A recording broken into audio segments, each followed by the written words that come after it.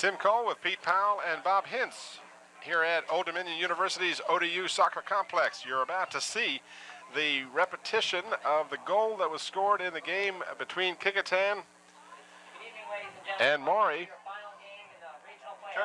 Churchland. And here you see the shot by Mike Fullen, the game winner, the only goal scored in that game, as Kecoughtan advances to the finals and plays against the Kempsville Chiefs tonight, a team that defeated Kecoughtan earlier in the season. Kecoughtan, of course, with just 2 losses. They lost to Salem and Kempsville. Kempsville with 1 lone defeat, and that was at the hands of Salem as well. We have Pete Powell with me and Bob Hintz. I understand you gentlemen had a real fine game to do Wednesday night here at this complex. I tell you, Tim, it was great. It was great soccer. Pete really filled in great. It gave me the expertise that I don't have on the game. And, of course, he has a lot to do with this field. He helped set this field up here at Old Dominion. It's beautiful out here. And Alan Lindsay, the coach of Kecoughtan, says, I asked him about the bare spots. He says, you don't even see them. He says, this is so much better than anything we've had. It's unbelievable. But that game the other night was great. The goal was scored with 3 minutes to go in the contest. And you played 2 40-minute halves, Tim. So, you know, it was going down to the wire. But Kecoughtan had so many shots on goal, it was unbelievable. It was just great. Well, we do have Pete Powell, who is, of course, the head coach at Phoebus High School. Pete, it's a real pleasure to have you with us this evening. Thank you. If you could tell us a little bit about the game, just some basics for some of our fans that may not be all that familiar with soccer. I understand one of the things is that soccer is not always played on exactly the same size field. I believe this field is a little larger than what maybe the Kecoughtan team is used to. Right, Tim. You can have any size field you want, from 50 to 100 yards wide, 100 to 130 yards long. Our fields on the peninsula are normally about 60 yards. The stadium field is 53 yards. So it makes a big difference playing on this field, which is 75 yards wide. Number 10. Let me interrupt you, if I may, Pete, and mention we're having the introduction of the starters for the Kecoughtan Warriors, and we'll be able to not only show you them as they come on the field, but also on the screen momentarily give you the names of all of our players. There you see number 7 coming on the field. That is Eric Long, a very intricate part of this Kecoughtan team. Number 3 coming on the field, Mike Fullen, the young man who kicked the winning goal the other night. There you see the Warriors, Long, Watkins, Warner, Sugaru, Spencer, and the goalie will be Todd Pope, a name that our football fans will be familiar with. Of course, Todd Pope, a very proficient punter for the Kecoughtan football team. Alan Dawkins, Matt Dyke, Mike Fullen, Chuck Moore, and David Worthington rounding out the starters for Alan Lindsay's Peninsula District champions. Let me just insert a point here. Matt Dyke is starting in place of Chris Baylock, who is one of the best kickers on this Kecoughtan team. Twisted his ankle right bad the other night, had to be helped off the game. Alan came in and Dyke came in and did a great job. But what was really surprised me is when I talked to him on the sideline, he says he hopes he's ready for Tuesday. So he's doing a lot of therapy. He's keeping it up. He's got it in the ice bucket and doing all that stuff. So we're glad to hear that ankle was not a broken ankle. There you see number 7 for the Chiefs of Kempsville trotting on the field. I'm told by a friend of mine who is an official, that's Billy Owens, but there you see the Chiefs starters. That this Owens, Steve Jolly, and John Bowe are the 3 young men that are going to be the brunt of the attack for Kempsville. I understand these 3 young men are returning from last year's championship team. The Chiefs lost very few players from their previous champion team. Well, he won the state championship last year. He won it first time in '87. But this Billy Owens, Alan Lindsay feels like he is probably the best player, so he's got Alan Dawkins. He's going to play him man to man. Wherever he goes, he's going to be right with him. Owens, of course, I understand, has already received a scholarship to William & Mary to play soccer next year. Fantastic. And we're going to now have the playing of our national anthem.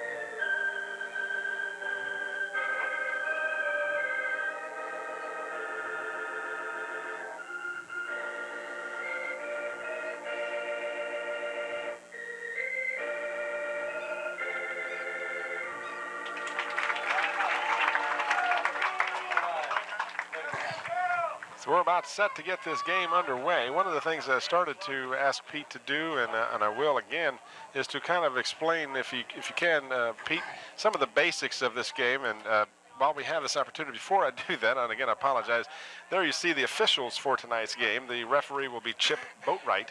Hal Schmidt and Chris Mulholland will be the linesmen for this game. Again, I promise I won't interrupt you again, Pete. Give us just some of the things that some of the fans might look for this evening. Well, I think what we're going to see is a game played individually, where there'll be lineups of one player on keep thinking what I'm trying to say here, but it'll be one-in-one matchups. They won't be able to compact the middle as well because the field is going to be spread out so wide, which makes it a lot better for the forwards.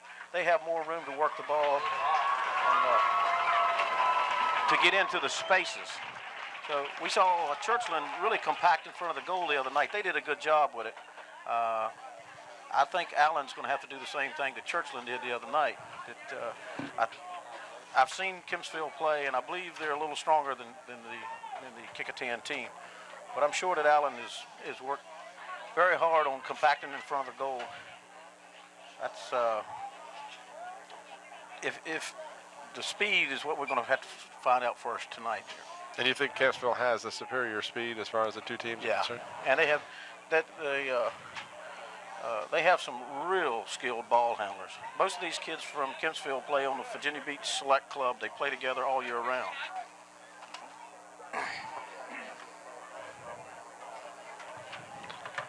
So we're about set to go on a beautiful evening here on the 22nd of May, 1992. The Memorial Day weekend is upon us. A good crowd on hand and still filing in for tonight's finals of the Eastern Region. And of course, Kecoughtan looking to upset the Kempsville Chiefs. The Chiefs looking to repeat for a second year in a row. We do hasten to add that both of these teams will advance to postseason play in state. However, the advantage will be that if Kecoughtan should win, they would host a game at Darling on Tuesday, I believe. Otherwise, they'll travel to the north. And Alan says he doesn't want to go up to Woodbridge. So that's a long trip that they're going to have to take. It's a beautiful day, Tim. Oh, yeah. When we was here the day before yesterday, it was breezy, very cold for this time of year. Perfect weather, very small breeze. It shouldn't affect the goalkeepers or kicking the ball. There was a strong breeze the other night going from left to right. So I think the weather conditions are much more favorable for tonight's contest. I think we mentioned the starting lineups. Let's make sure we mention the coaches for each team. Alan Lindsay, of course, the coach at Kecoughtan High School. Kevin Denson is the Chiefs coach at Kempsville. Kempsville will be in the white uniform, I should say white tops with blue shorts and blue numerals, and Kecoughtan white shorts, green and white jerseys and numerals. Looks like we found a hole in the net. And so they're holding up the kickoff. I was wondering why we were having a momentary delay, and you can see if you were to pan to the right, you would see down to our right, the officials putting some tape on a net in the goal to our, there you see.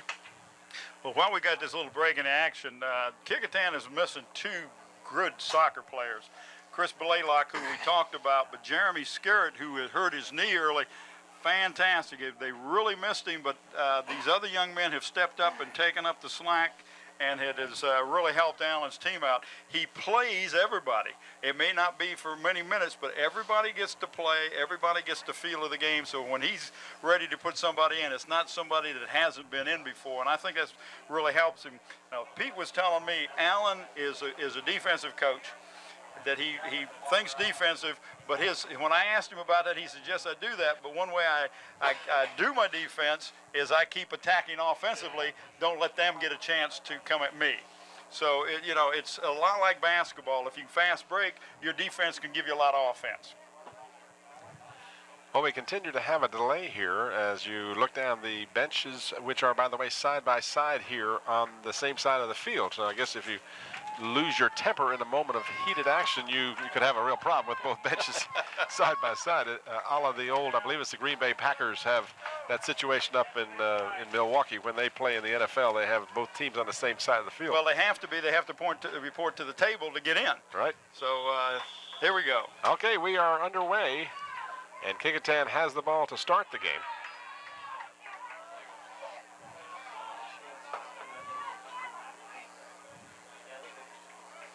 Ball out of bounds off of Kempsville. It'll be a throw-in for the Warriors. 40-minute halves in high school soccer. Clock runs continuously with the exception of a major injury, I believe that is.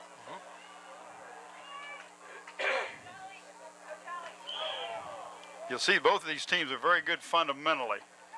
When you get to this level of competition in any sport, you're going to find the top teams and the top individual players. 15-2-1 is the record for the Kecoughtan Warriors. 19-1 for Kempsville. As the keeper for the Warriors, I believe this is a free kick. Pete, is that right? No, that was just he Goalie collected kick? the ball, and they could stand up there on him if they wanted to, but They just chose not to. yeah, they'd be caught short on this end. Okay. Well, one thing I've noticed is that young Mr. Pope, Todd Pope back there, takes a one-step kick, where opposed to a lot of your goalkeepers will take a 2- and 3-step.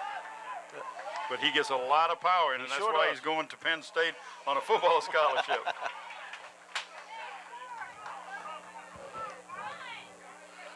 I talked to several of the players at the beginning of the season. They thought they would try to change his style. A goal scored. Real quick goal. They send that ball over to the other side. Look like number 15, the little...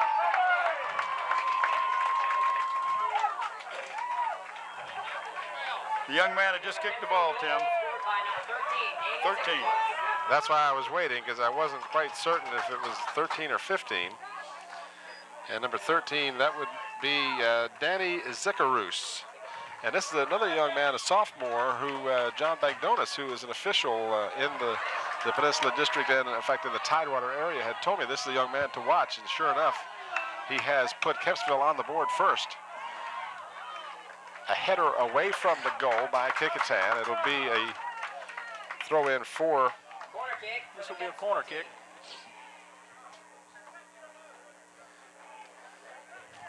So approximately 37:50 remaining in the first half, and Kempsville has drawn first blood. They lead 1-0.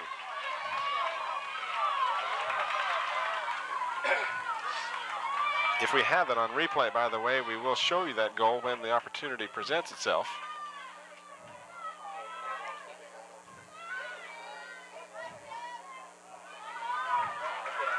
The Warriors on the attack. There's a good tackle by number 10, McAdoo of Kempsville.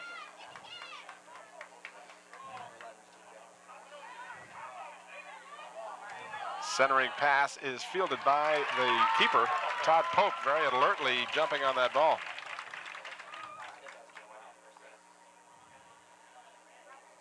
Here's the replay of some of the action. Here's the long left side pass and the very strong kick, left-footed kick by Kempsville's Danny Zikarus to score the first goal of the game. Good job for our camera people. I don't think Todd Pope thought he was going to kick that ball. I don't think he was anticipating that at all. You talking about on the goal? On the goal, yeah. Of course, you got to be ready all the time, so you know you really have to be mentally in the game, and maybe that's part of it. Maybe he just wasn't quite expecting, as you said. Kempsville will inbounds the play. This is Billy Owens. Dribbling and doing a fine job of avoiding the Warriors. Oh, shot to the corner by Billy Owens.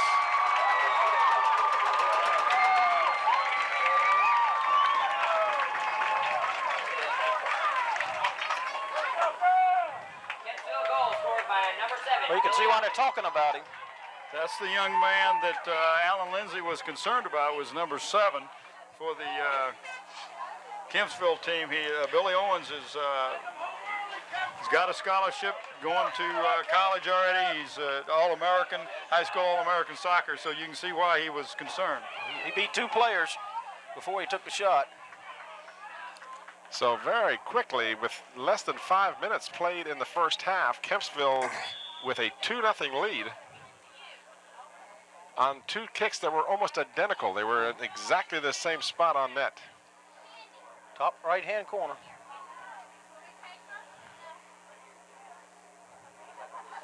Out of bounds, it will be played in by Kempsville.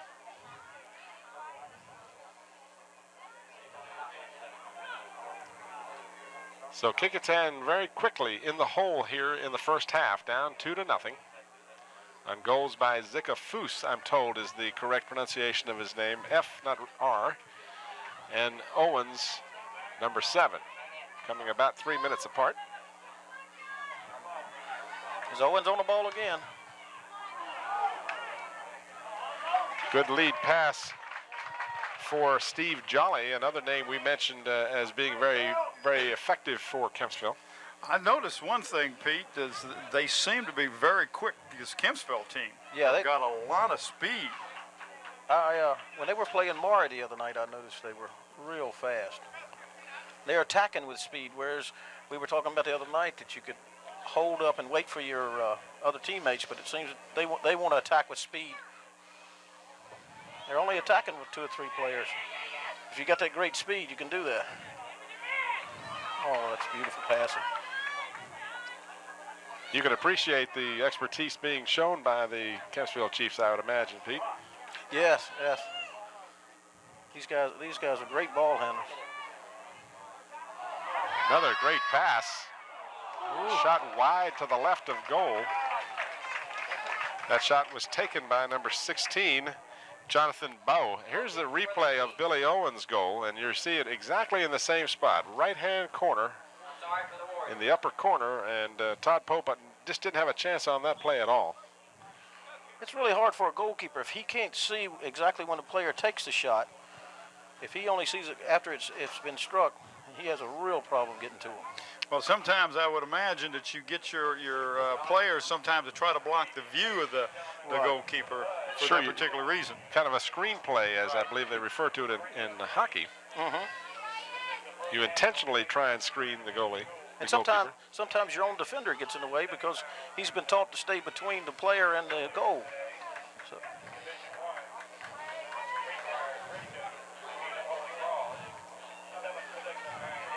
Kempsville again on the attack. Bowe and Owens in the center of the field. It is cleared out to midfield and then headed forward by the Chiefs.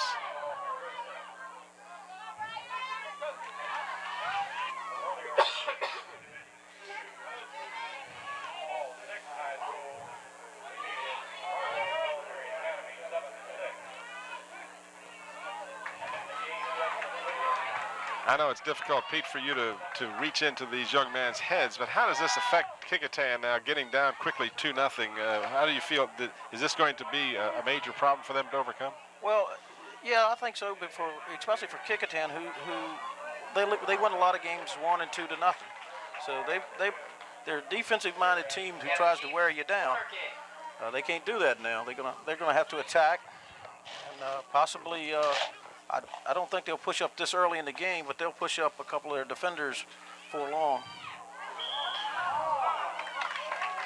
Now there was an infraction of some sort there. Can you explain what happened there? It looked like Todd Pope when he boxed it off to the side, that it hit one of the Kempsville players, probably his hand. So it's a free kick, which they just chose to. All he has to do is knock it out of the penalty area there, and he kicked it back. Now he can punt it. And punting, not a weakness of Todd Pope's by any means, as we all know. As I started to say earlier, I heard that they tried to change the way he kicks the ball, but he refused to do it because he thought it would bother his football. But I'd love to have a goalkeeper that could kick that far. Soccer-Kecoughtan again very effectively moving the ball in for Kempsville, but it's taken away by the Warriors now. This is number 3, Mike Fullen. You can see that the Kempsville players are playing high pressure, which means they're pressuring the ball all over the field, rather than drop back into their defensive third and wait for them. Fine pass by the Chiefs. Centering pass. And Pope, the keeper will play it for Kecoughtan. 29:50 remaining in the first half. Just joined us. You're watching the Eastern Regional Championship game between the Kecoughtan Warriors and the Kempsville Chiefs. I'm Tim Cole with Bob Hintz and Pete Powell here at the ODU Soccer Complex, a beautiful facility here on the campus of Old Dominion University.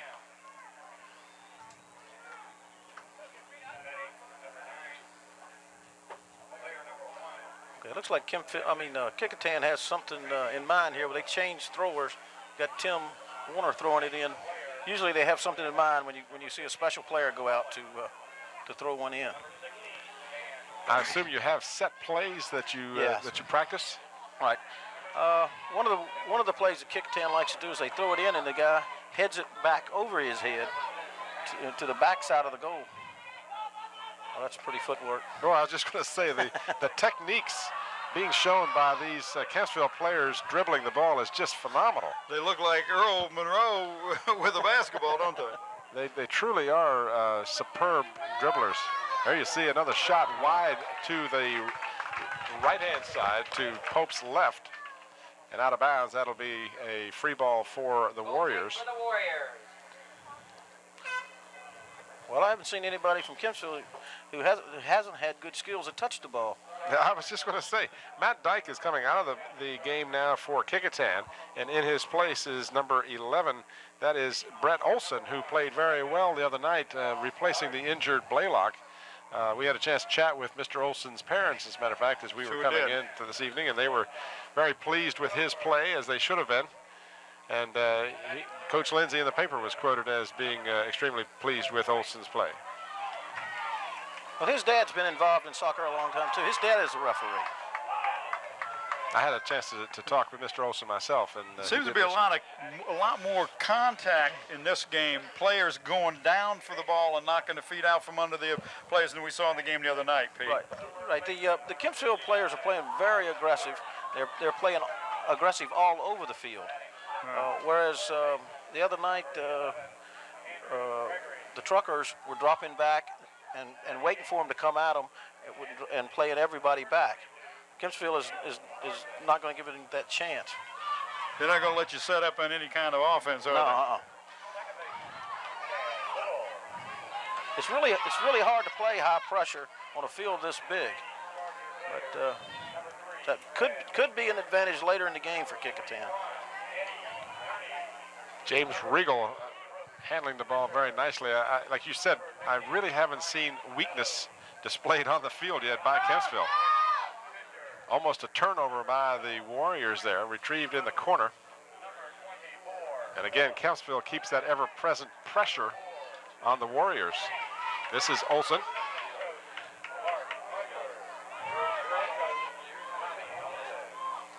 Now you can see the Kempsville players are right on top of them, even in the dangerous third, their dangerous third.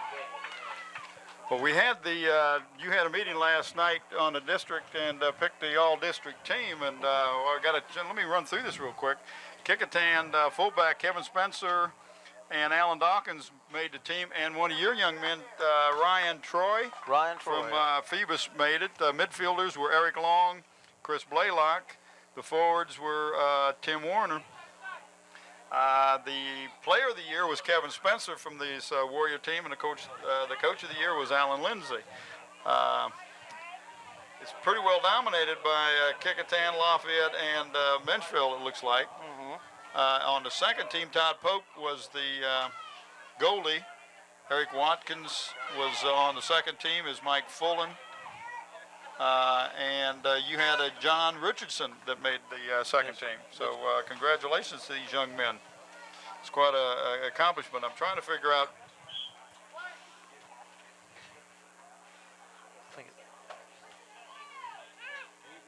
Getting ready to have wholesale substitutions here for Kempsville at the next stoppage of play. Several players on the near sidelines getting ready to check in at the next opportunity. Each team can put one player in on his own for honorable mention. Oh, okay. All right, so David Worthington got honorable mention, as did your young man Tom McAuliffe. McAuliffe. Okay, very good. again, congratulations, these young men. So Kempsville will substitute now. And of course, the coach, Alan Lindsay, is getting Coach of the Year. That was quite an honor, too.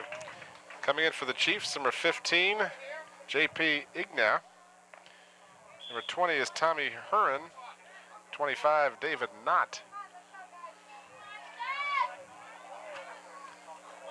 Kempsville with a very deep team. I understand that Coach Denson also tends to play all of his players.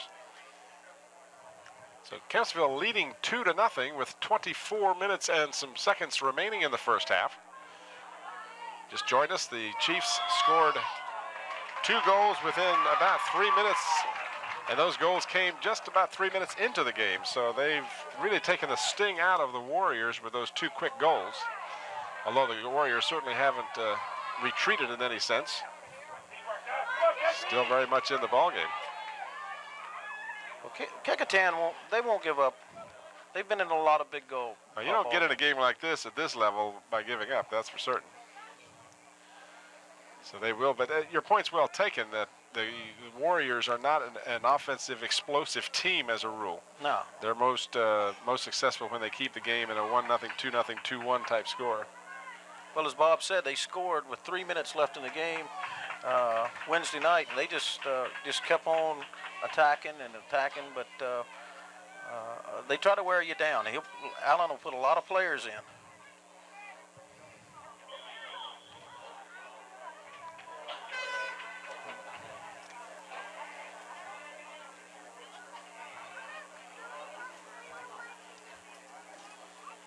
Got a foul here that a little pushing and shoving. Yeah, I was just going to comment. It looked like there might have been a little extracurricular activity on the far side there. Some positioning by the 2 players, and Kecoughtan was ruled to be the offender. You get defenders have I guess defenders in every sport have an attitude. They have to have one that I can't be beat. You're not going to beat me. And sometimes tempers get a little heavy out That's there. called competitiveness. Competitive spirit. Sure. Tim has that when he goes out walking and jogging with his son. We're talking about that coming over here tonight. At all the different levels. Well, your defenders, they don't get a lot of glory, and typically they're your better players. So they have to get it where they can. Nice work for the Warriors by number 10, David Worthington. Here's Warriors still with an opportunity. The shot is above the net, high over the net. Tim Warner. Tim Warner. He's easy to pick out with that hairdo. Yeah. I'm just envious because he has hair and I don't. I wasn't going to say anything, Tim. Wasn't going to mention that fact. But. Well, at the meeting last night, Alan mentioned that he wanted to give Tim Hair of the Year. Well, he's a senior. He's 5'10", 160, very skillful. One of the premier offensive players in the region. And these are quotes from Alan. He's had 9 goals and 13 assists this year. I remember Tim Warner from last year when we were able to do a couple of games over at Darling Stadium. Tim played for me in select, and he's a real even-tempered kid. Works real hard.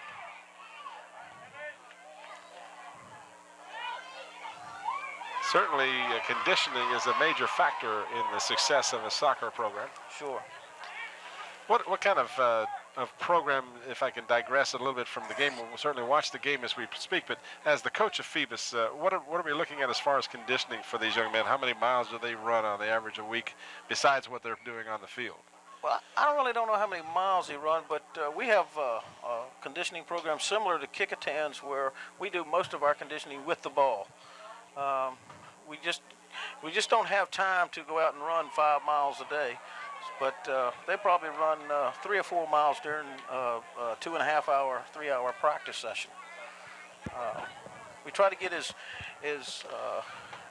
I myself divided up after we do warm-ups. We work for 45 minutes or whatever without stopping, similar to a half of soccer. Then we take a break, and then we work 45 more minutes.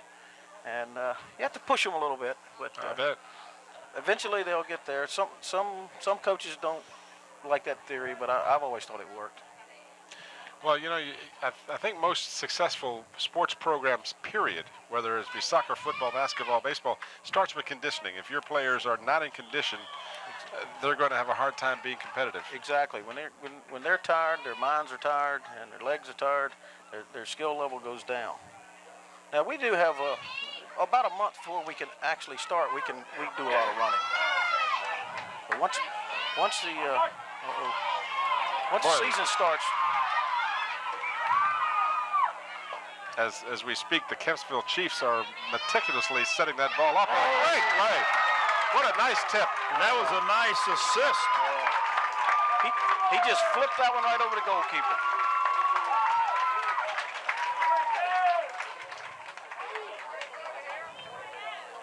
That's J.P. Igana, who came in as a substitute about 5 minutes ago. And what a great tip that he did there. The shot on goal was deflected by him very nicely. Yeah, he evidently he knew where that the goalkeeper was, and he just flipped it right over him. That's because the ball looked like it was going to come in low, and that's where Todd was playing the ball to come, and then it was just creamed up and went up over his head, as you can see. You get a chance to watch this again. There you see the nice steal. Again, that superb dribbling. Now watch the shot on goal and just tipped by Igana over the keeper's head, and he really had no chance. Pope was just, he was ready to play the initial shot, and he probably had it well lined up. But with that shot, the Kempsville Chiefs go on top 3-0. That goal coming at about the 20-minute mark. And once again, he was in the right position, so the goalkeeper couldn't see the pass or the shot, which really makes it hard on the goalkeeper.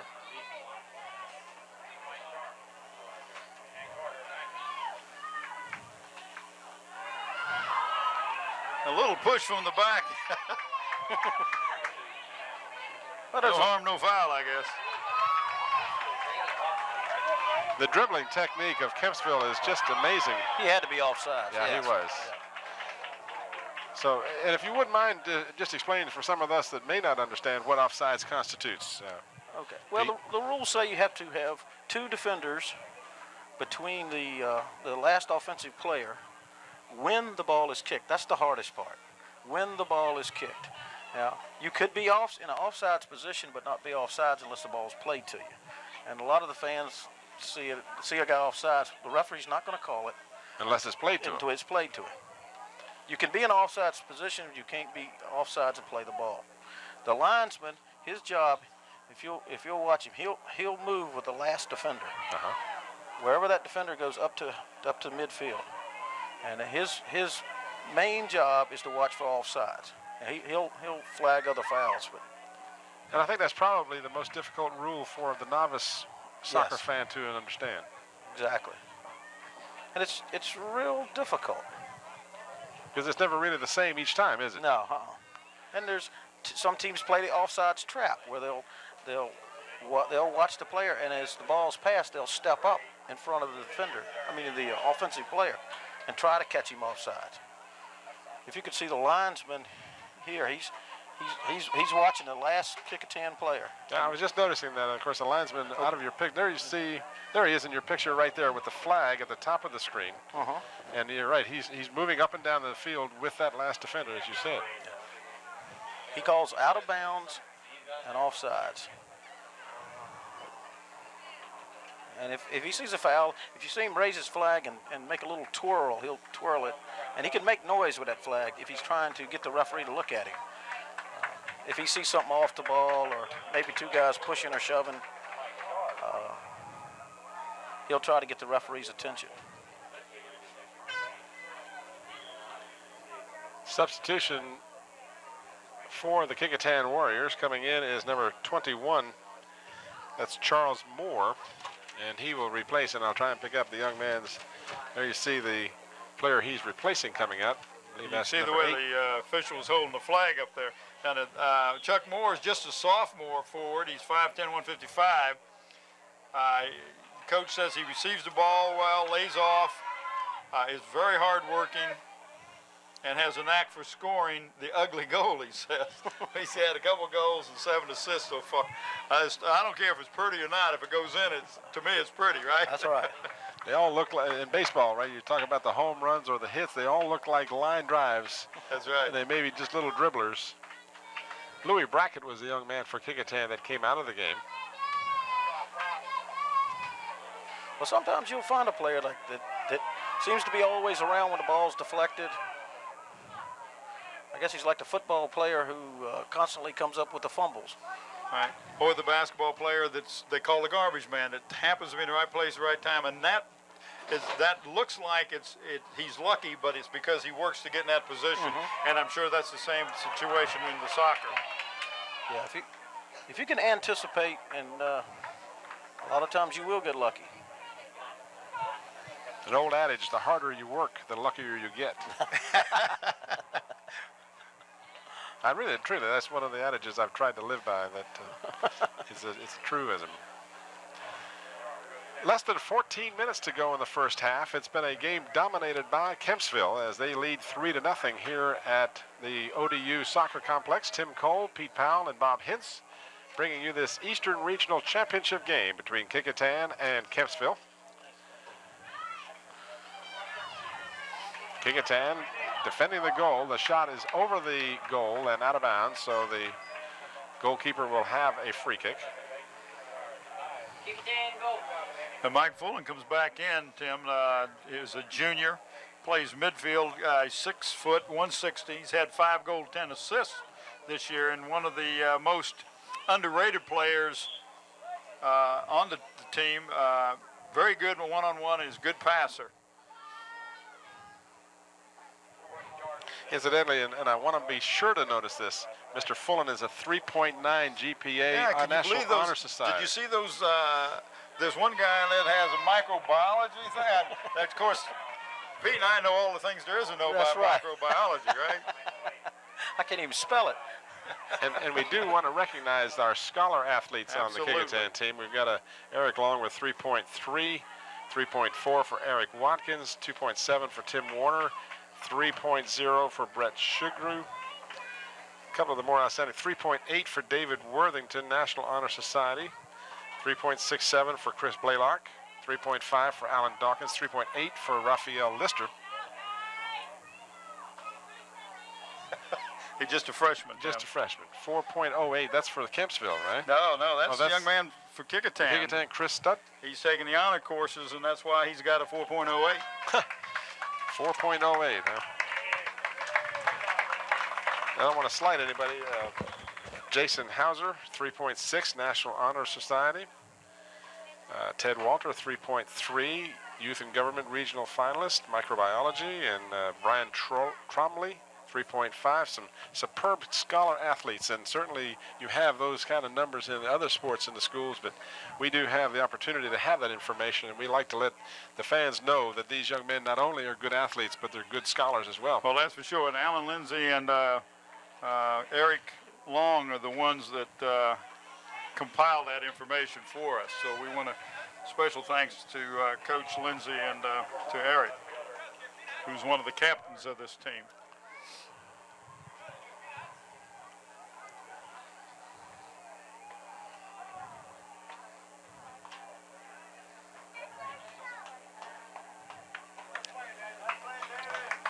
.11 minutes remaining in the first half. Kempsville 3-0 over Kecoughtan. Kecoughtan on the attack. Little push there by number 6 on the Kempsville team. Oh, not much though. That was a little help. rather incidental. Once again, a referee had allowed that because Kecoughtan still had the advantage. He won't call it if Kecoughtan has the advantage. There's no need to call it. That's a hard rule for some of the fans to. Well, especially if your team, you want everything called against the other team, and that's the natural order of things. So you're looking for advantages. It sure does. Yeah, for a parent to sit out there and see their son or player to get fouled and not get called, they can't understand it sometimes. But what you don't want to do is have a foul take the advantage away. Sure. Wow, what a throw in. What was it? I missed that. That was number 11 for the Kempsville team. That's Steve Jolly. My goodness. It looked like he threw that one hand. Are you sure he used two hands, Tim?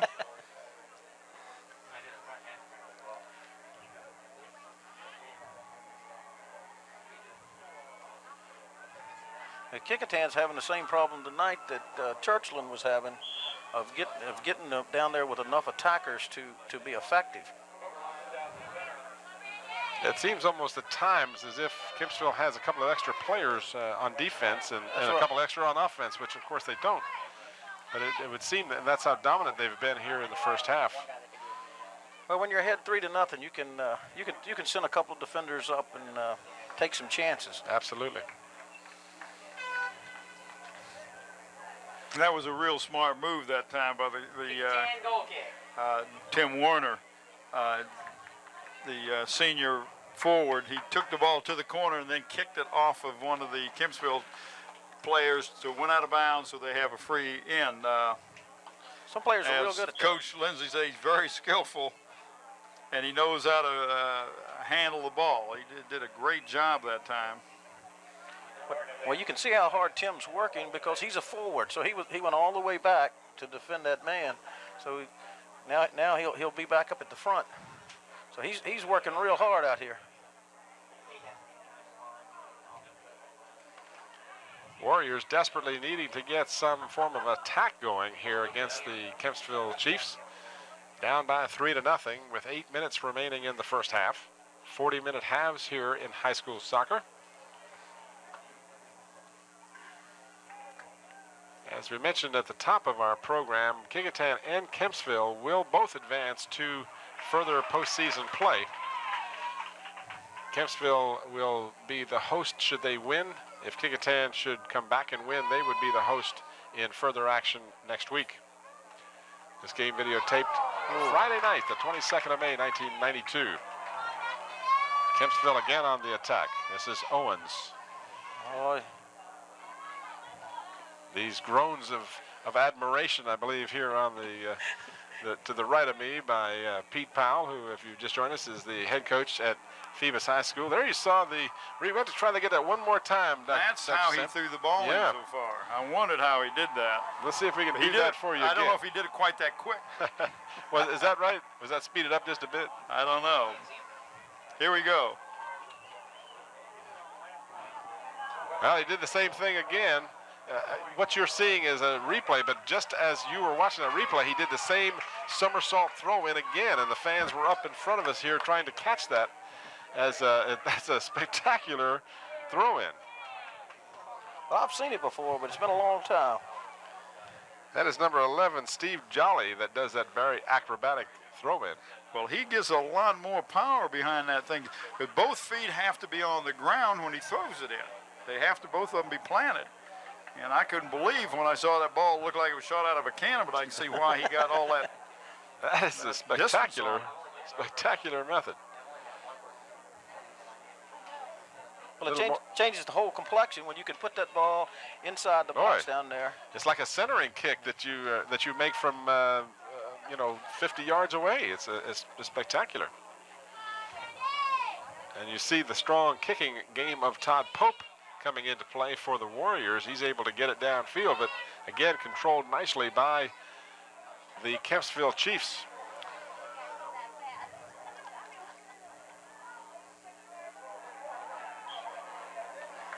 Now it's interesting, the Kecoughtan player waiting for the Kempsville player to touch it last before it went out of bounds, and he was successful in doing so.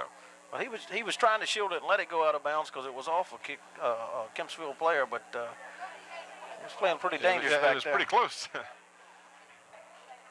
I don't like to see my players play around with it like that. No, that's a dangerous area to be not in complete control. Left-footed Todd Pope well across midfield.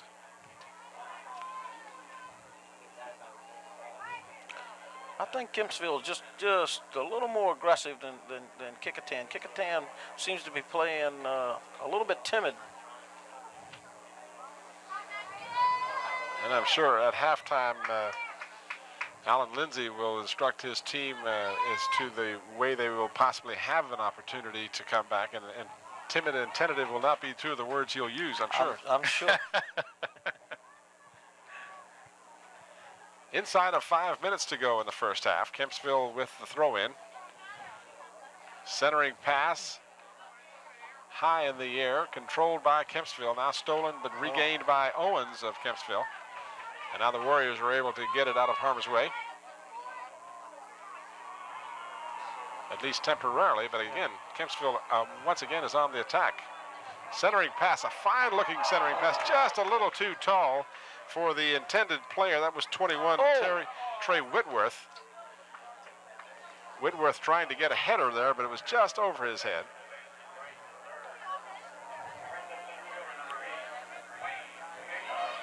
Ball is up in the air, headed away from the goal, and the Warriors will try and clear it.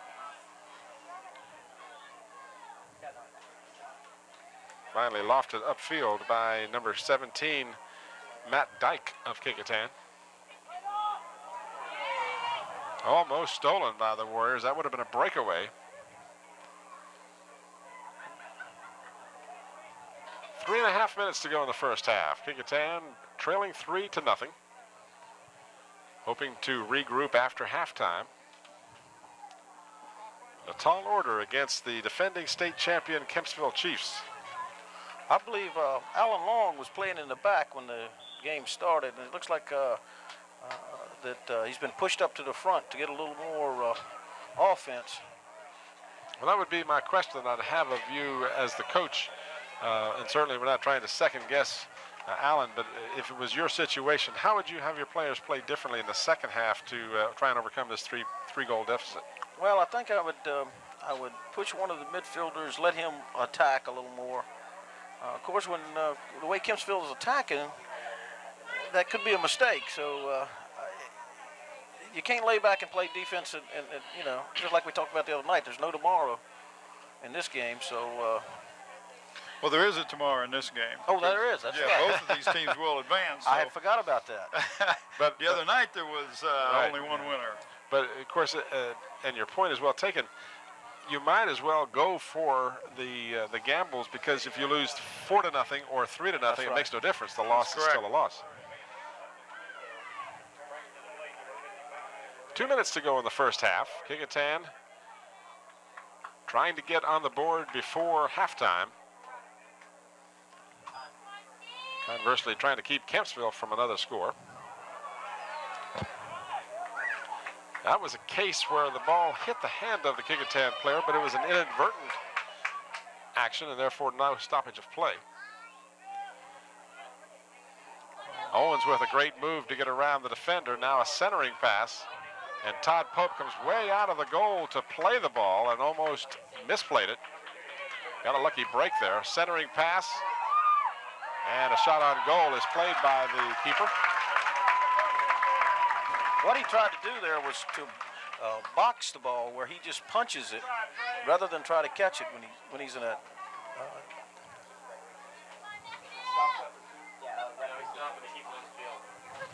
Just out of curiosity, I noticed the clock on the board stopped at 2 minutes, but that's because I understand that the actual official time is kept on the field. That's exactly right. So we're inside of 2 minutes, or at least in that area, but there's no way to know exactly the time remaining. That's right. The referee in the center is the only one that has the official time now. Shots on goal here in the first half find the Kempsville Chiefs with 6, and only 1 shot on goal for the Warriors here in the first 40 minutes. This is Owens again, bound for William & Mary, and you can see how he gets his scholarship, because he is truly a gifted athlete. Like to have a couple of him on your team, right, Coach? You bet. Young man is dangerous when he gets the ball. He's 1 or 2 people that don't seem to stop him. Well, you can see right there. I believe they had 3 defenders on him there, which means somebody's open somewhere else. And these are not poor players that he is doing this against either. Kecoughtan, the premier team on the peninsula, having their difficulties with Mr. Owens.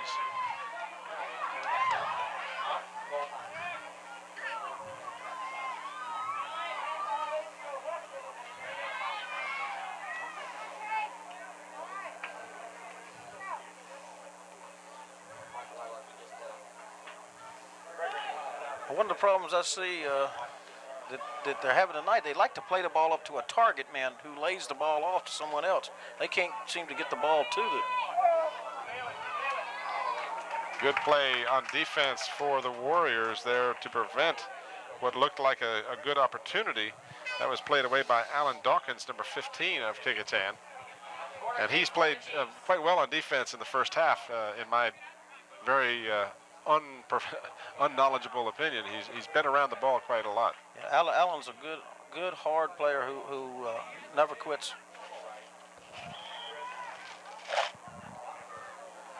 He's calling that back for some reason. I think he wanted him to wait for his whistle. So the Kempsville player kind of jumping the gun there, trying to get the Warriors off guard. Oh. Header towards the goal and played by the keeper, Todd Pope. So a mass of players. I guess that's a real dangerous time, obviously, when you get that ball and 6 or 7 players around it. That's exactly right. Most of these are set plays. The offense knows what they're going to do. The defense, they just have to try to anticipate. Well, they got to react to what the offense is doing, and that's what you teach your defensive players to do, I'm sure. That's right. And they'll do several different types of things where they'll knock it along across. Next time they'll just push it in short. So you got to be ready for a number of things out there. And that looks like the end of the first half. All right, and that is the conclusion of the first half. Our score at halftime is we will be returning momentarily with the second half of action. But our halftime score, the Kempsville Chiefs leading 3-0 over the Kecoughtan Warriors, as you will watch the third goal of the first half on replay here as we head into the halftime break. Kempsville 3, Kecoughtan 0. Okay. Play set up by Mike Sandler, number 18. Oh, nice chop. Propster with a superb move to evade the Kecoughtan Warriors, and then you'll see the tip right in front of the keeper. Just never had a chance. He was ready to play the low shot and tipped very neatly over his head by Igana for the third goal of the first half. We'll return to ODU Soccer Complex right after this brief timeout.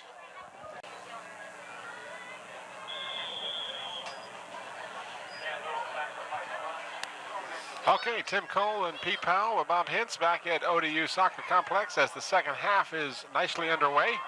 The Kecoughtan Warriors and the Kempsville Chiefs. The Chiefs leading 3-0 as we start the second half on goals by Zikafus, Owens, and Igano. 2 of those goals coming in the first 5 minutes of the soccer match, and promptly putting Kecoughtan on their heels for the duration of the first half. Shots on goal as the shot is put in by Tim Warner. Kick by Tim Warner right over the goalie. So the Warriors only had 1 shot on goal in the entire first half. Tim Warner very neatly kicks the goal for the Warriors, and they cut that deficit to a 3-1 score. So that goal comes with less than a minute gone in the second half. So Kecoughtan says if you can do it in the first half, we can do it in the second half. Tighten this game up a bit. And you might find that this Kempsville team, they feel like they scored so easy, they may be a little bit overconfident. Well, that was a unique play, and Pete, you just rejoined us in the booth here. I don't know if you saw that shot or not, but it was just a lofting shot, almost like a lob shot in tennis. It really was, Tim. It just went over, and the goalkeeper had no chance to get the ball. I missed it. Well, we'll hopefully have it for you on replay. But I'm told that we may not have that, so you snooze, you lose. You'll have to catch it tomorrow night. There you go. But at any rate, Tim Warner on a very fine play. the goalie made no attempt to play the ball because he knew he couldn't get back. It was a perfect shot by Tim Warner.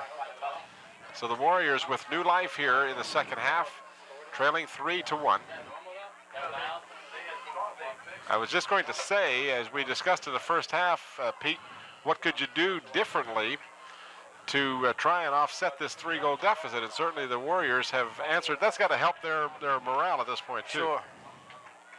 Well, they look a little more aggressive. Maybe Coach Lindsay talked to them a little more.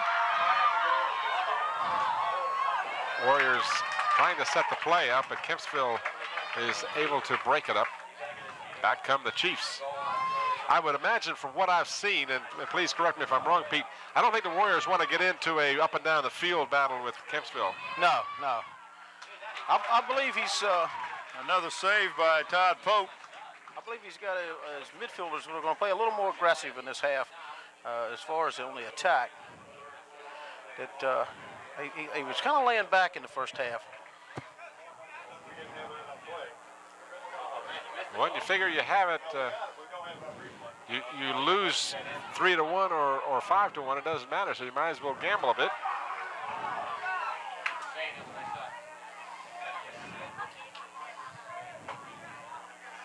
Owens will play the ball in for Kempsville, and it's headed out of bounds by Kecoughtan. That's Ted Walter, excuse me. Sorry, Peter, didn't interrupt you.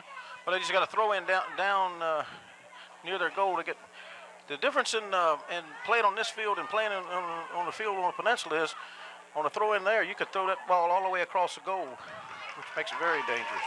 Yeah, this field is about half as wide again as the Darling Stadium or the conventional fields on the peninsula. That's right. It's 53 yards at Darling Stadium. This is 75. Yep, that's about half as, and that's just going to be a tremendous difference. And I'm not making excuses by any stretch of the imagination. Is there an effort on the peninsula to get a uniform field to play on a field that wide so you're used to it? Well, we love the stadium. What would have to happen is to get the track. It's the track that keeps us from pushing out wider. If that could be moved, and I don't know if the city. You'd have to have a field that was set up strictly for soccer, because most of your football fields are set up with track in mind also. That's right. And once you do that with the 440 track, you have eliminated the width of this field. Mm-hmm.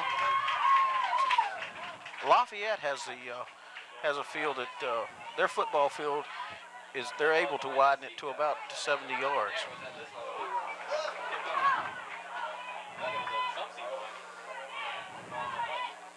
We had to go to Lafayette and play them at home, and it was a big difference. Does Christopher Newport have a soccer field? They have one, don't they? Oh yeah. Is theirs a full width field? Is there? Oh yeah. So has there ever been consideration of playing some of the games on that field? We have talked about it. So we also play, Newport News uses the Todd Stadium, but it's the same situation. Right, I assumed that it was the same problem that you have at Darling. You can see the speed. Excuse me, you can see the speed that time on Tim Warner. He just overtook the Kempsville man, put a lot of pressure on their goalie. Had to come over and kick the ball out of bounds. Well, I believe Allen might have had a talk with Tim because he was playing real relaxed, and maybe told him something to pick it up a little bit. I'm sure Allen wouldn't yell at anyone. We got a breakaway here.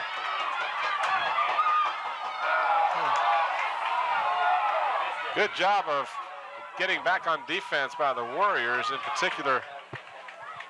What an advantage. Number the 10, Chiefs David had there Worthington. for a second. David Worthington did a fine job of getting back to stop that breakaway. Certainly did. So the Warriors are able to dodge a bullet here. Another goal really would have made it tough for them to come back in this game, as tough as it already is. Yeah, when you take one of your defenders out and push them up, that's the kind of things that happen, the fast breakaways.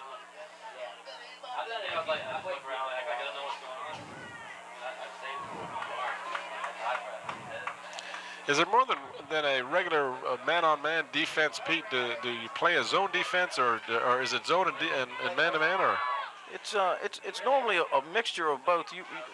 Usually you have someone out there who's playing man for man on the dangerous player. Soccer coaches, the field is, we divide the field in thirds. So when you get in a dangerous third, the last third where your goalkeeper is, at that point everybody starts picking up a man, and until the situation is over, you stay with that man. So that's an interesting bit of knowledge. I'm glad you explained that, because it therefore, as you say, the defense changes with the positioning on the field. That's right. It would be very difficult. You'd have to have a superior team to play man for man the whole game. Sure, I think We've that's got Matt Dyke, number 17, and Chuck Moore, number 21, reporting in for the Warriors. Takes a lot of communication on defense. If we could hear them down on the field, you would hear them hollering when they go, "I got this man," or 17, or usually your sweeper who is the man that's free in the back and usually controls the defense. He does a lot of yelling.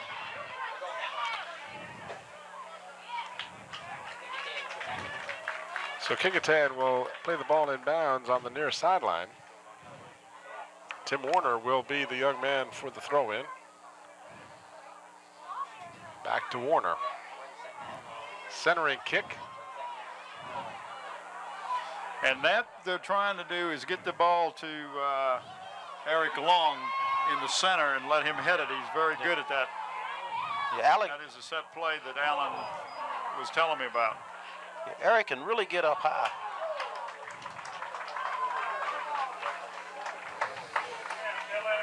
Goal kick for the Warriors.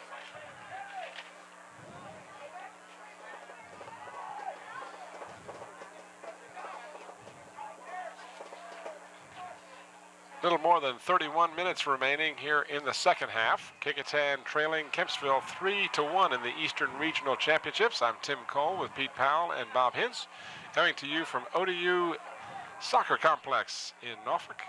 Hope you're enjoying our coverage of this game. Again, we want to encourage you to come out and support your local high school sports. Kecoughtan will be advancing, as will Kempsville, regardless of the outcome of this game. Of course, the loser will have the unenviable task of playing away. I was talking with the mother of the Kempsville goalkeeper at halftime, and she was saying they would very much like to have that game here Tuesday night. That home field advantage apparently is quite a good thing to have, I guess almost in any sport. Well, you can surely get a better crowd when you're at home than you can if you got to go clear to Woodbridge.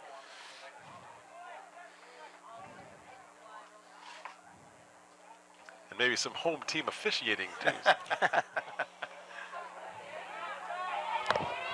That's not to in any way indict the officials.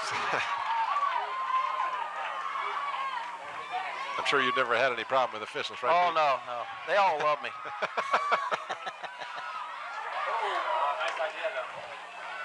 Tim Warner on the attack, lofts a high kick over and wide of the goal. Last time that one dropped in, but the goalie was definitely on at that time.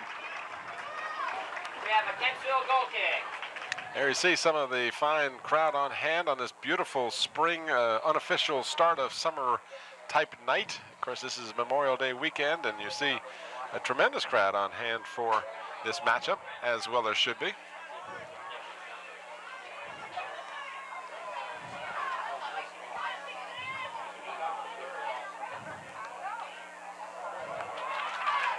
Shot on goal played by Pope. Discussing the shots on goal and things like that with John Bagdonis, a friend of mine who's also a soccer official. I was trying to figure that out, how you could have a shot on goal and the goaltender not have a recorded save on a shot on goal. Where that differs with hockey, those hockey fans that may be in our audience, in order to have a shot on goal, it has to be a shot that has a chance of going in. Exactly. But not so in soccer. But Tim, I tell you, that number 15 for the Warriors has just been doing an outstanding job. Alan Dawkins just has showed some tremendous defensive expertise down here towards his goal. Warriors with a shot. Oh, off the goalpost. Almost went in. Literally Nice glanced try. off the post. Had it been 2 or 3 inches to the near side of the goalpost, you would have seen that one ricochet in. But the Kempsville goalkeeper gets a break there. Super effort on the part of Kecoughtan to get that shot. I believe that was number 18 who took the shot for Kecoughtan. I could be wrong on that, but I believe that was Ted Walter. I'm not sure we have the replay of that. But a narrow miss, and that would have made a big difference in this game. Sure would have. Well, Kecoughtan is being much more aggressive in this half. And that ball will belong, the possession of that ball will belong to Kecoughtan. I believe that hit one of the Kempsville players on the hand. So he'll get a free kick out of this. Shots on goal right now, 8 for Kempsville, 4 for Kecoughtan. Centering kick by Warner, a high shot just to the left of goal. Well, that number, who was that? The number 7 was for the Warriors. The 7 is Eric Long. That's the young man they tried to get to head it in, and that was a set play. Substitutions for Kempsville.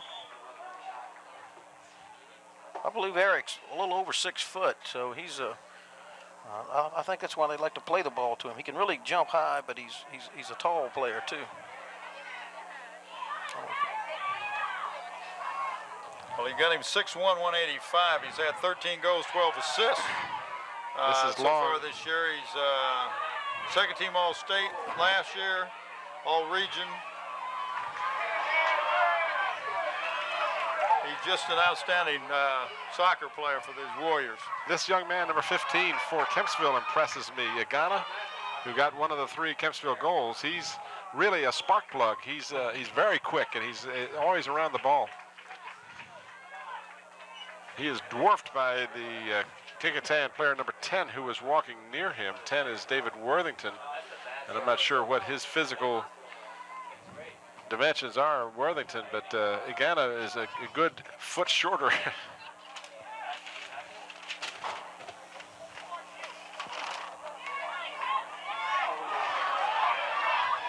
Yeah, Worthington's 6'2", so that would, he's probably the tallest player out on the field right now. It's a nice defense. Here's a chance to see that replay of the action a little earlier. You see the shot by Warner is deflected, and a good follow-up you'll see here. Again, I think it's number 18. I'll see if I can.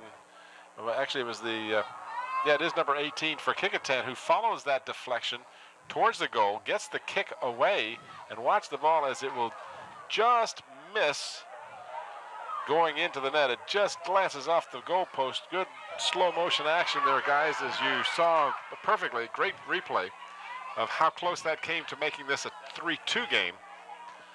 Owens on the attack for Kempsville. Centering kick headed towards the goal, but stolen by the Warriors. That's Long, who tries to play it up on the left wing, and it's intercepted by Kempsville. And now Kempsville gets it back to Owens and played back to Pope. Good defensive play that time by number 10 of Kecoughtan. That is, again, David Worthington. So he did a fine job of slowing down Owens and kicking the ball to his own keeper. 24 minutes remaining in the ballgame, in the soccer match. 3-1 in favor of the Chiefs from Kempsville, the defending state champions.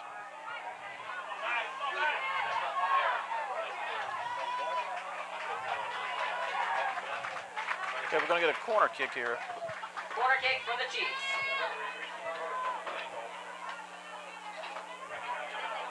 You can see the Kempsville players, they're all lining up. They know exactly what they want to do here.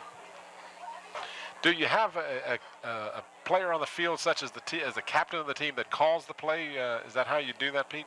It's basically set up by who brings the ball in.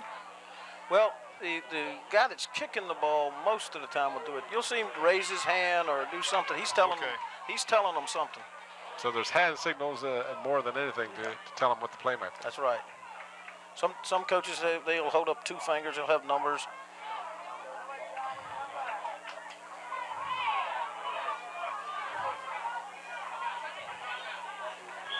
Chiefs again on the attack, and then we have a whistle and a stoppage. And now the Chiefs resume. This is Owens again, and a great pass. Shot saved by Pope. What a nice save. There was God. I'll tell you this, Jonathan Bowe, number 16 for Kempsville, has just been a real thorn in the side of Kecoughtan tonight.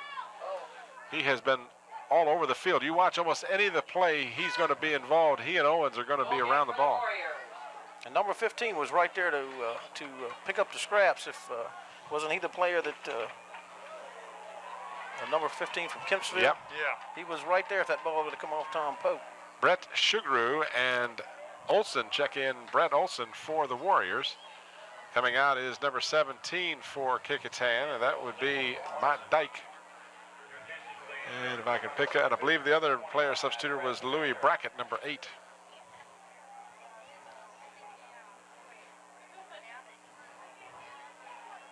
The Warriors trying to press upfield. They do get it up to Olson. This is Tim Warner looking for some help.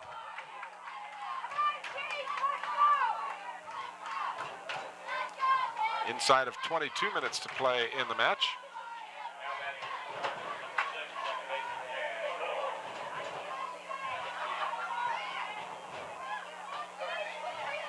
Good tackle by Olson. Nice on a job fine by effort. Owens.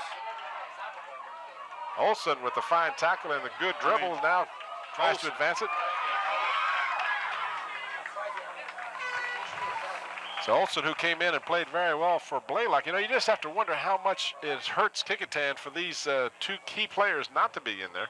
Well, it's got to hurt. Chris Blaylock has got a tremendous leg. 2 legs, I should say, because he can kick the ball very well, both right and left-footed. And of course, Jeremy Skerritt, who is not playing with a hurt knee, that has got to hurt Kecoughtan. Warner with the centering kick. And the Warriors can't keep the pressure on as it's finally controlled by Kempsville. This is Steve Jolly, number 11, who kicks it back to his own keeper.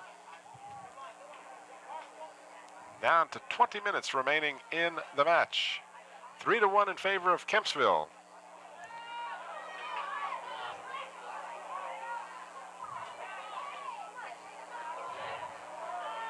Warriors did not have anyone around the goal. I think that was one of those cases when they more or less retreated downfield and were not really prepared for the attack.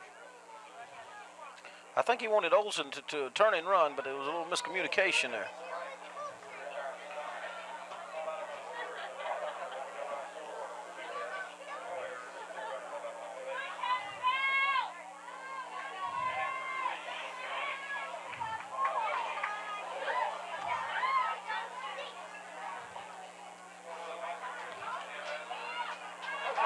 Superb effort by Kempsville to get to that ball. Centering kick.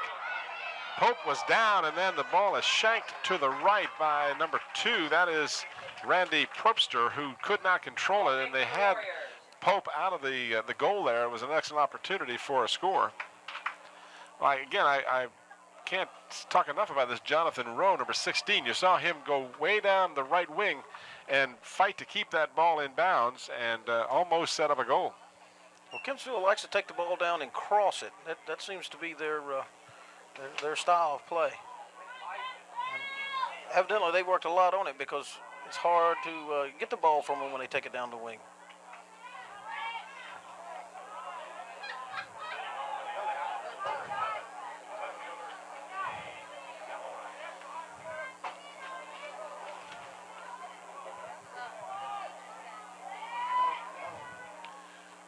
There's a cross again. And a save by Pope. An excellent job by the goalkeeper. That was a double save almost. Great job staying with the ball, Todd Pope. That was Zickafoos who had the shot on goal. Zickafoos with 15 goals and 4 assists on the season. And almost added one more as he was the young man who started the scoring in this game.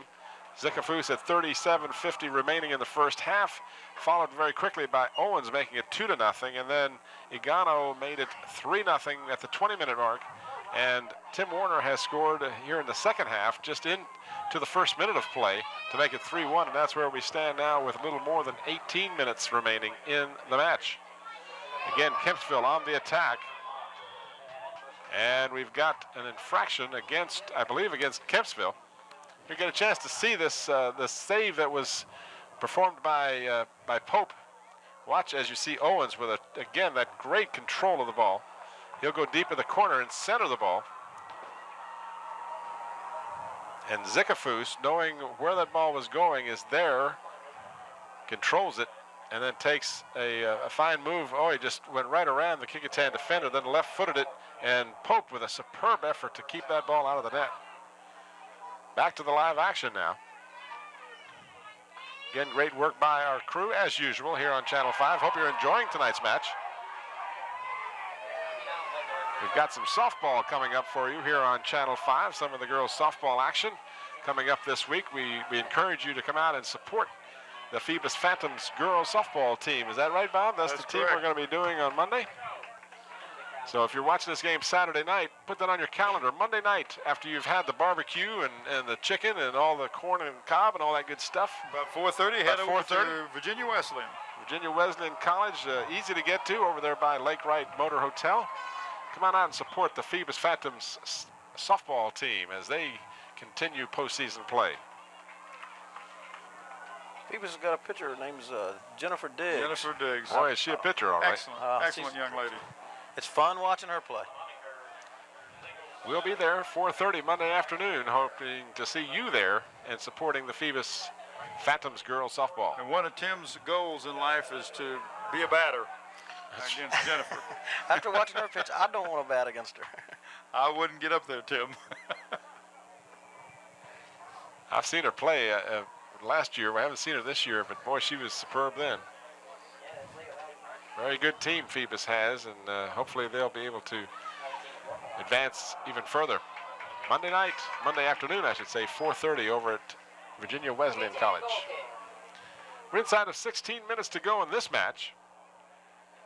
Kempsville and Kecoughtan for the Eastern Regional Championship. You know, I noticed one thing about Todd Pope. He doesn't wear goalkeeper gloves, which I don't know of any other goalkeeper I've seen in the last few years. I don't know why he doesn't wear them.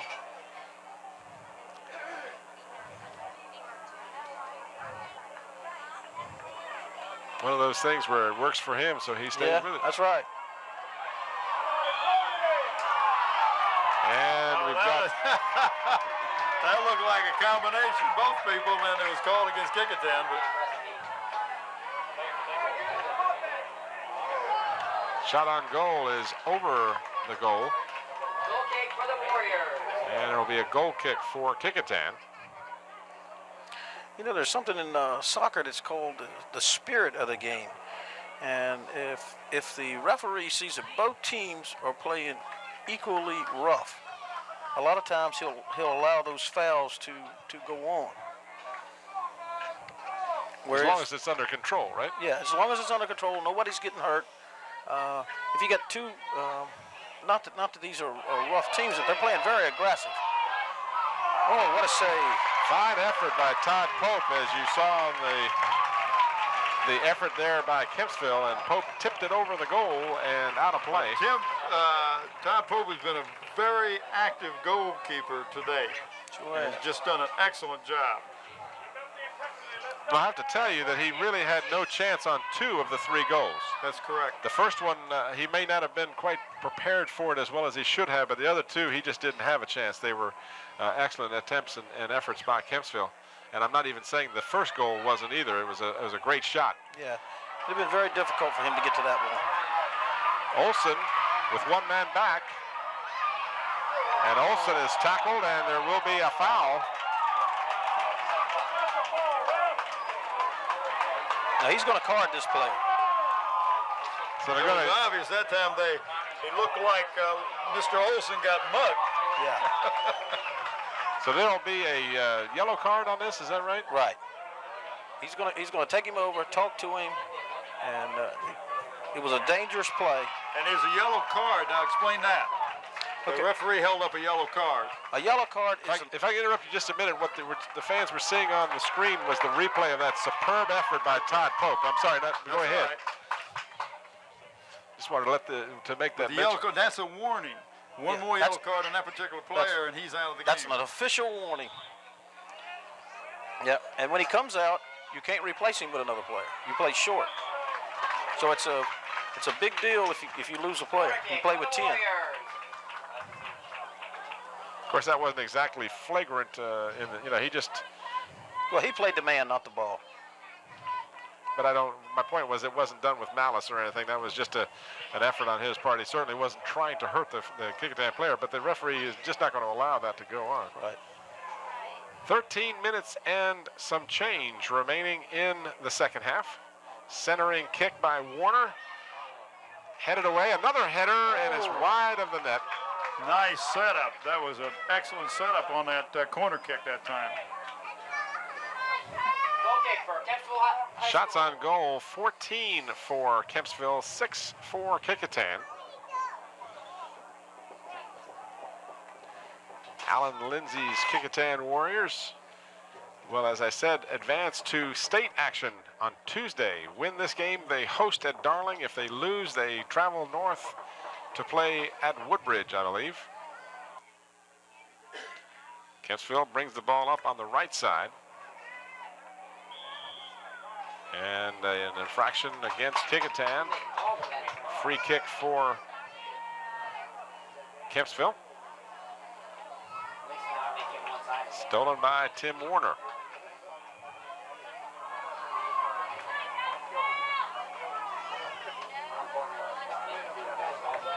Doing good.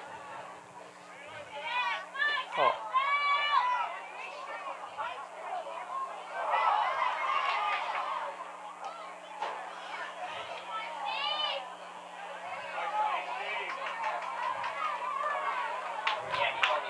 Kecoughtan getting down to the point in the game where they're going to have to start taking more gambles to have any opportunity to win this game.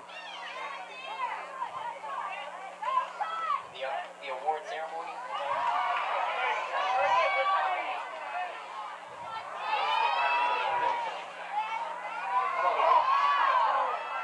This is Owens. Zekafus. Great move to get around the Kecoughtan defender. Still has the ball. Shot is deflected and cleared out of the goal by the Warriors. A very dangerous opportunity for Kempsville. Well, you could see number 11 in there. He was standing right up in front of the goalie. He was trying to shield the player with the ball so he could shoot without the goalkeeper seeing it. And that's Steve Jolly, who is the leading scorer for this Kempsville team with 48 points. So you see where he gets some of his points, is being that aggressive around the goaltender.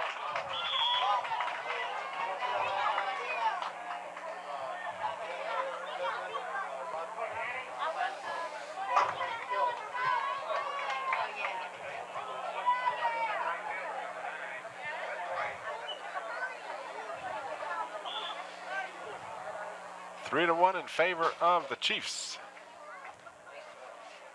Throw in, controlled by Kempsville.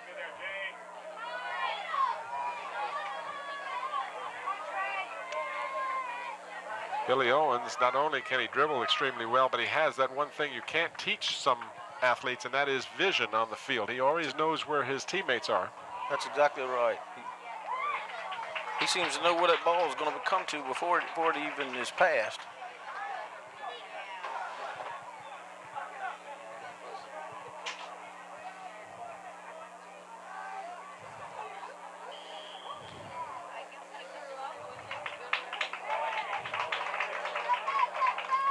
One thing as a soccer coach, you try to teach your players how to play off the ball as well with the ball, to make the runs into the open spaces and try to make the run so it makes the defender have to make a choice. Sure, anticipation in this game has to be very important. to equate it to basketball, a good ball player always plays well away from the ball. He's always trying to get open. He's always trying to create a play, even though he doesn't have the ball. Exactly. But as you was pointing out, that they know the flow of the game. They know they can anticipate sometimes 1 and 2 plays or passes ahead, and this is what a good soccer player does, I'm sure.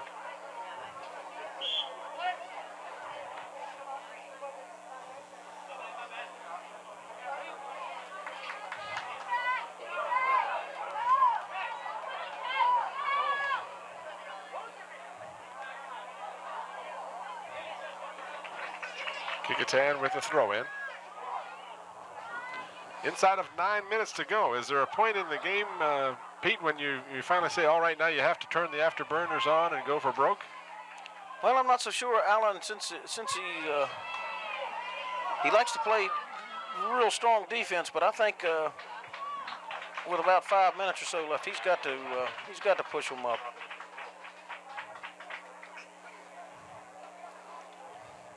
I believe he's got one more midfielder playing a little more aggressive up front now. But it's just hard to do it against this Kempsville team because they are so quick. And there you saw the infraction against Kecoughtan as Owens had his feet taken out from underneath him. we're going to have another yellow card here. They're getting tired now. A little frustration setting in, I'm sure. That was Kevin Spencer, who will draw the yellow card. He tackled Owens rather roughly. He'll take that player out. Allen's going to take him out, so that means that Kempsville can also sub a man in. So Spencer leaves, not as an ejection certainly, but as a move by Alan Lindsay to remove him from the game. Well, a lot of times when they get frustrated like that, you want to get them out of there. Give them time to cool off. Get them to cool down a little bit, and that's a normal coaching philosophy. You're no good if you're hot and you're playing on emotions rather than on what you have practiced all the time. That's true. Almost stolen again. Zigafus very quickly in there, always putting pressure on the Warriors. Pope with a great kick downfield, headed upfield by Warner. As the players all take turns heading it. Warner has a man on the right wing. And we got a chance for a cross here now.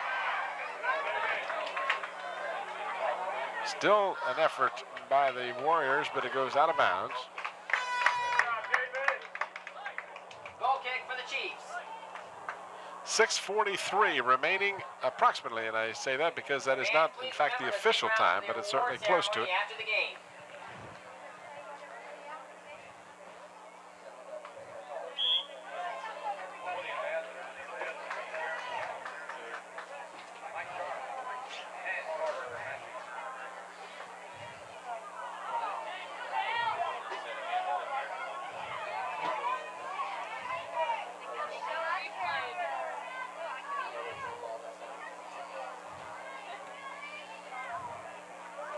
Fans, please remember to stick around for the award ceremony after the game.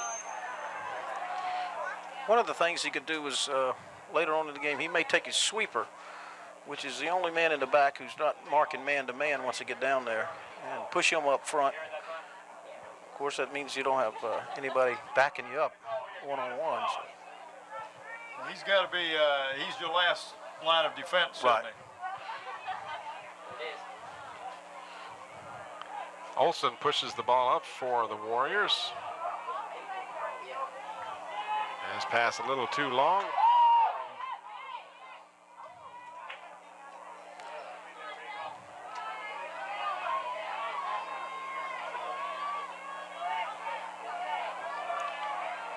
Ooh. And we're going to get another yellow card here, I believe. This one go against the Warriors' number 17, Matt Dyke. As his play was a little dangerous there. He went for the man and not the ball. Yeah. He had no chance to get to the ball.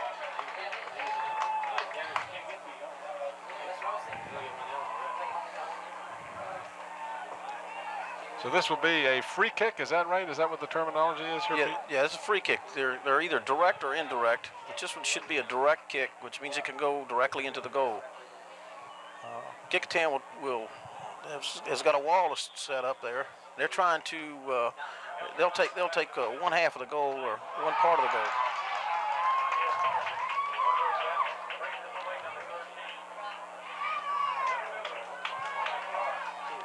So the Warriors are able to clear the ball out to midfield.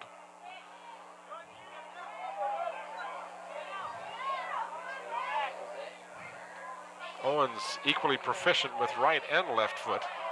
Kicks it downfield. This is Olsen, stolen by Owens. Jonathan Bowe will dribble at the center of the field and kick it back to one of his teammates. That's number 2, Randy Propster. Warriors guilty of the infraction, too much incidental contact.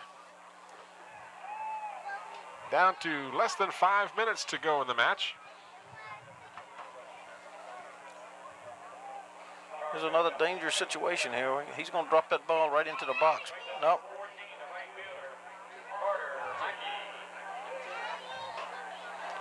Now he puts it. Great centering kick, but it's cleared away by the Warriors.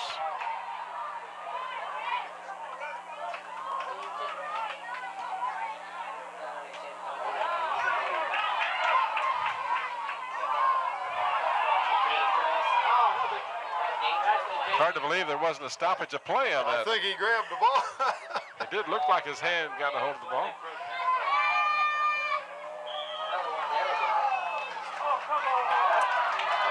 And what he was telling them was just play on.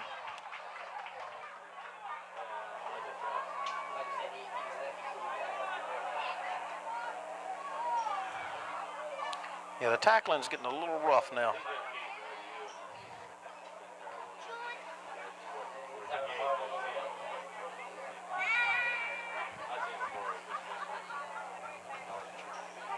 I need to unofficially ask Dr. Stills if we're going to try and hang around here at the conclusion of the match for the ceremony, the award ceremonies. That's a good point.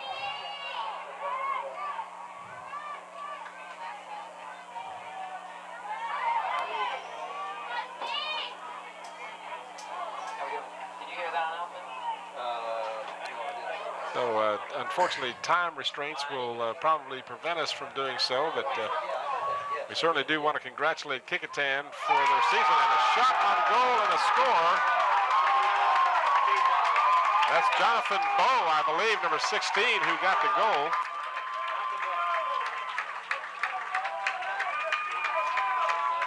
Coming with about 38 minutes played here in the second half, making it 4-1 and more or less the icing on the cake. John Bowe. So John Bowe, who was the 4th leading scorer during the season with 11 goals and 31 points for Kempsville. Here you'll see the replay, and Bowe will just kick it out of the reach of the keeper, Todd Pope, for the 4th goal of the game by Kempsville.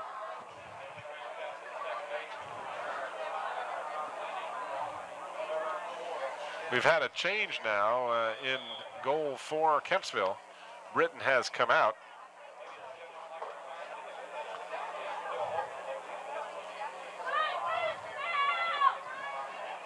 So we're inside of 2 minutes to go in this match.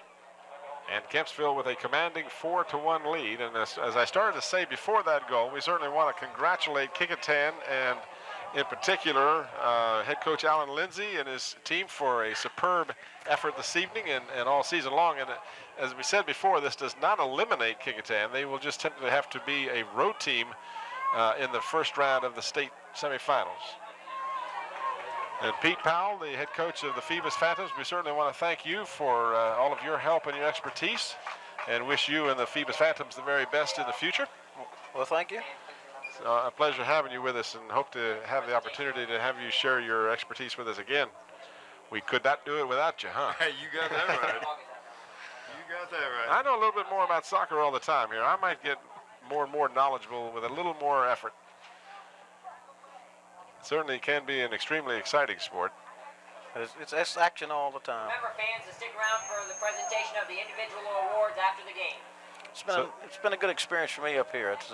Well, it's a little different than down on the side. You got a much better view, don't you? That's right. Much better view. Teaches you to appreciate being a coach, right?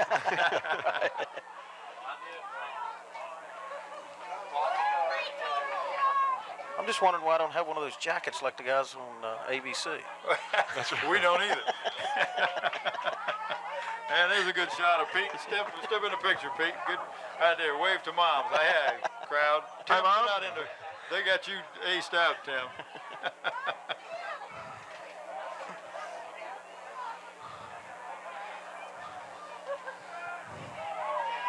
Corner kick is headed away by the Warriors.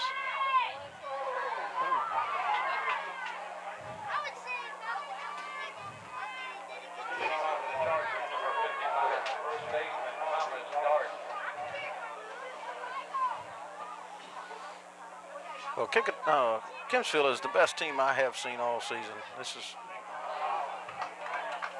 They have more skilled players than any team I've seen. Kecoughtan.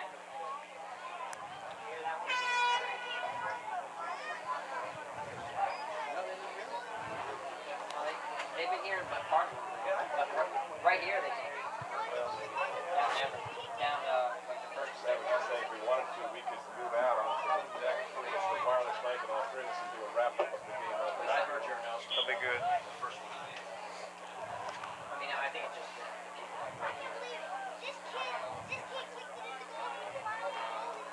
Again, the exact amount of time remaining in the game is not able to be determined by us, as it's being kept by the referee, and he's the only one that knows the exact amount of time, but I would say we're inside of a minute to go, and Kempsville is going to be the Eastern Regional Champions, and Kecoughtan will be the runners-up, and both teams, as I said, will advance to further postseason play.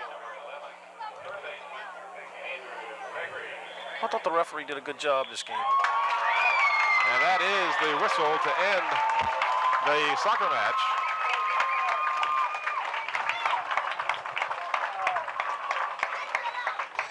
Well, we've seen a tremendous soccer match. This Kempsville team played a lot different tonight than they did the other night when they played. Who was it? They played Maury the other night. Right. Maury. Yeah.